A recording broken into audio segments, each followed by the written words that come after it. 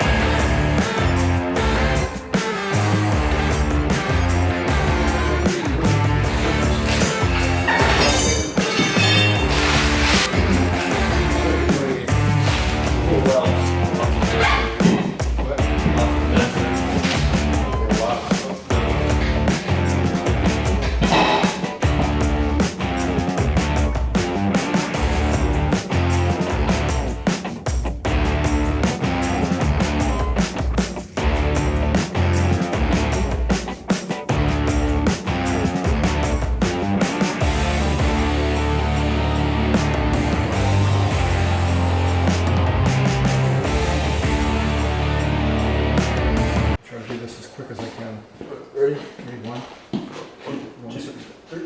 Oh yeah. Okay. That sucked.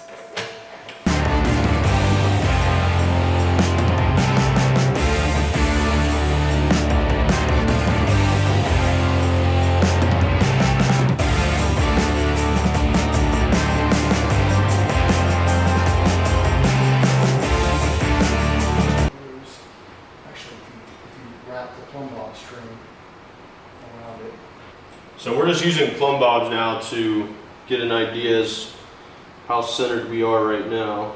Alright, so. Okay. We'll just get it close and we can move it Yeah. as much as we need to.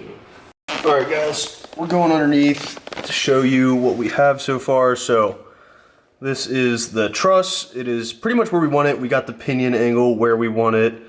And all we're gonna be doing next is trimming this truss up a little bit so it'll fit perfectly.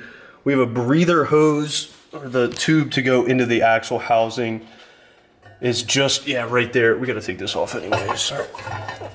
You wanna lift there, and I'll lift back here. Yep.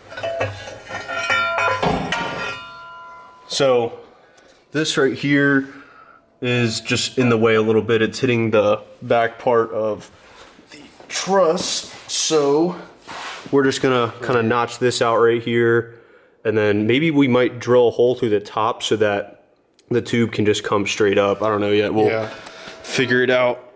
Goal is we're just taking our time to make sure that we don't rush this. So we're gonna trim a little bit on this.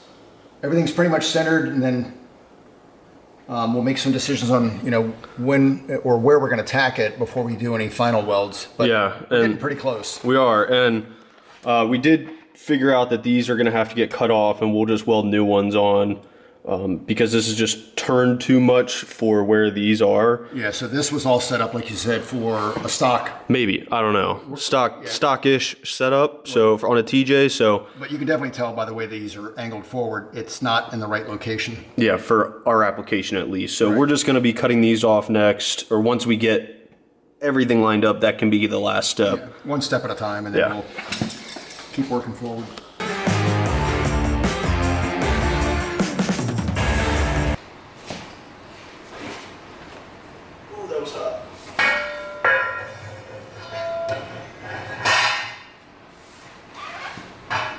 So yeah, that's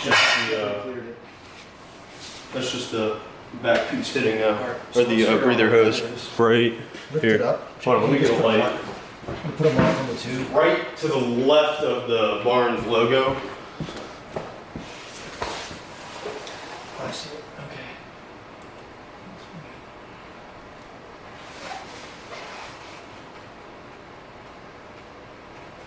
I think what we can do is we can notch that enough to where we can get a 90-degree fitting on top of it. Oh, true. Yeah. I forgot we could do that. Yeah, so- let's just do so that. can you pull it off for a second? I'm gonna get a wrench to Yeah. back that up.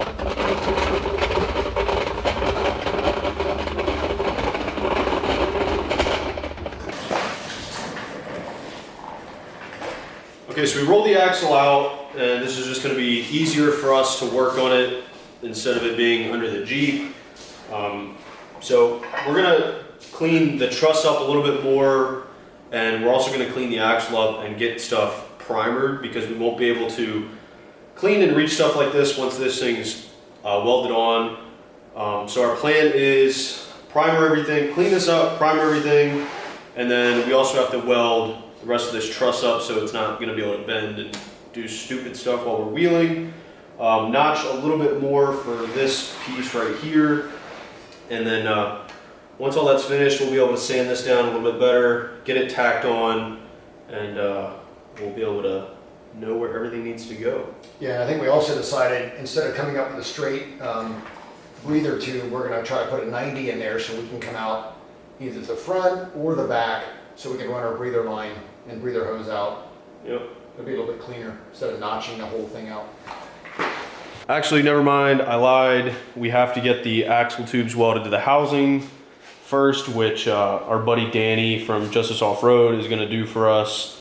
Okay, so it's been a couple days since we last worked on the axle, or that I've filmed us working on the axle, just because we've been grinding a lot of stuff off. Not really fun to watch, but I'll show you guys what we have so far and then what we're gonna be tackling on next while we're waiting for some more parts to arrive. So yeah, here's the axle. Okay, so still on these jack stands, you can see all the metal, and then you can see some new parts that are on the ground. Some old parts that we took off. Those are the old spring perches that on the axle. So we had to cut those off just because I think I mentioned already, to get our pinion angle where we want it, it wouldn't allow us to have our springs in the right spot axle wise. So we had to cut those off. I already ordered new ones. They're on their way. And then I also ordered new shock mounts for the axle. So the ones that were on there were welded terribly and just wouldn't trust them. The axle tubes have been welded to the housing. Huge shout out to Danny from Justice Off-Road. He knocked that out for us in just a couple hours. And that helps us a ton, so we didn't have to worry about doing that. Although I do want to at least try it one day just because it's a different ball game, and I know I'm not afraid to try it, or we're not afraid, but he knows what he's doing and just easier that way. But that's an update on the axle. So waiting for some parts to arrive, which should be here soon, and then that'll be in the next video. And then we're also going to be building the links in the next video just because to get all our measurements and stuff done, it'll be easier once the axle's underneath. But the next step is going to be steering in the front of the Jeep. So I'll show you guys what we're going to do for that. Okay, so here's the current setup. It's the Dana 60 in the front. It's got a radius arm setup. We don't have a track bar in right now, and it's just kind of how it was set up from what the guy we bought it from. This is the track bar that was in it, and yeah, so this is my old track bar setup. This is all going to be taken off. We're going to cut the factory one off, and then this aftermarket one that just gets bolted through the frame is coming off. And we're going to be ordering one that just welds to the frame. And then basically, I don't know yet if we're just going to continue to use this one and just make it work with what we have, just because we have the DOM, we have the joints, everything's there. We just got to get the one end, this one, to just bolt up here into the bracket we get, and then the track bar is done. In terms of steering, We don't have a steering stabilizer or anything like that, so that's something we'd have to figure out. But we're not doing a steering stabilizer because we're doing a PSC Hydro Assist kit, and that's gonna be awesome to have. So we're not worrying about the freaking steering stabilizer because we're gonna have Hydro Assist, which I have never worked with before, so that's gonna be something fun to install and figure out, because when we bought this other TJ, we were kind of just given a whole bunch of parts. And things were out of their boxes, out of their bags, things were just kind of thrown in other boxes, and now it's kind of up to us to figure out where things go, what goes with what. It's kind of a mess, but we have a lot to figure out, so I'll show you what we have and what we're gonna do to try to figure it out. Okay, so we have everything for a TJ Dana 60 setup from PSC. This is the steering box, we have the arm, we have all the lines, everything we need for setting up the PSC. It's just there's fittings like this that I don't know if we have all of them. I've already gone onto PSC's website and looked at everything. We have this at least, but I've gone on their website and looked at what exactly it all comes with, and it looks like we have like the majority of like the bigger stuff that would be probably more expensive.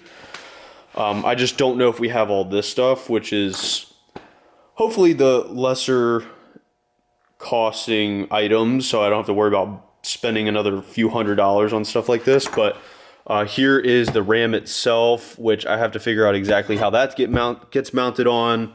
I think one gets welded to the axle or part of the axle. I don't know. I've never worked with this system, so it's going to be something to learn, which I'm excited about. But that'll help because we're going to be having to turn big 40-inch tires on this Jeep. These I will not have because I'm selling those. These are just on here now for mock-up and to give us something to set the Jeep on. But that's really what we're waiting on right now. So there's not much I can really show you guys. But if you made it this far, I appreciate you guys watching the video. And I hope you're enjoying this new little series. It's fun to continue working on this Jeep. We have so many other projects we got to start working on, because once this thing has the Dana 60s and 40s, I'm done. I say that all the time, but that's it, because I want to build this YJ and I want it to I just want to beat on it on the trails. So that's going to be a fun rig to work on, and that's going to be next, along with some chair. There's a lot of stuff, but hope you guys enjoyed. If you want to subscribe, hit that subscribe button and hit that like button. See ya.